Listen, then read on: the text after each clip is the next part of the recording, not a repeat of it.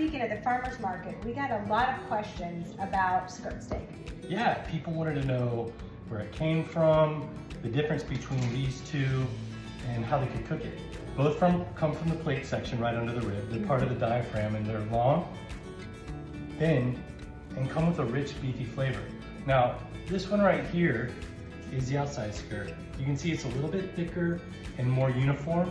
It's super tender, and it has even a beefier flavor. That's why chefs like it for grilling dishes. So this is the inside skirt. It's a bit wider, a bit thinner, and a little bit chewier if you don't treat it right, but it's super flavorful. So for inside skirt, here's the secret. One, you can use an acidic marinade like citrus or vinegar to help tenderize it. Or you can use a mallet, which will even out the thickness, break up the muscle fiber so it cooks evenly and it stays tender. So both of these are quick cooking, high heat, just a few minutes per side to keep them medium rare. And of course, slice against the grain. That's the #1 tip we gave at the market all day. So one of the questions we got at the farmer's market this weekend was, what's a good marinade for inside skirt steak? And my mother-in-law, whom my kids call Duke, has been making skirt steak with this marinade for years, and everyone loves it. We're not sure where she found the recipe, so we all call it Duke's marinade.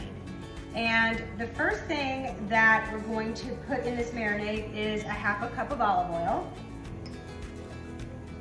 We're going to do a 1/3 cup of soy sauce. It calls for scallions. We didn't have any scallions, so we're just using onion. So we just cut up 1 whole onion. We need garlic cloves, 2 garlic cloves cut up. A 1/4 cup of lime juice. This is what's going to help tenderize the skirt steak. Then we're going to take a ½ teaspoon of red pepper flakes. And you can use as much or as little as you want with the red pepper flakes, depending on how hot or spicy you like your food. And then a ½ teaspoon of cumin. Sorry. And then we're going to need 3 tablespoons of dark brown sugar. And we're going to give this a little mix.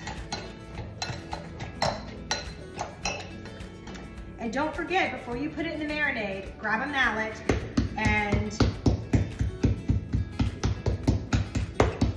beat it up a few times. So the last step will be to put all the meat in a big pan, or you can use a big Ziploc bag, whatever is easiest for you, and you're going to dump the marinade all over the meat.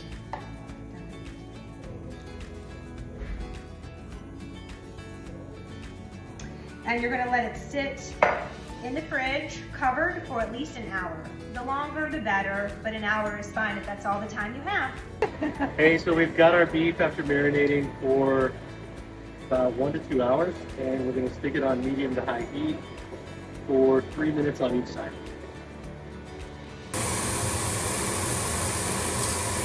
So remember that after you pull your steaks off the grill, you're gonna let them rest for about 10 minutes. Then we have one more step to tenderize that steak, and that's remembering to cut against the grain. So you're gonna notice that grain going across the steak. Once you see how that grain's going, you wanna spin it to make sure you're cutting against it, and then you're gonna cut strips of steak like so.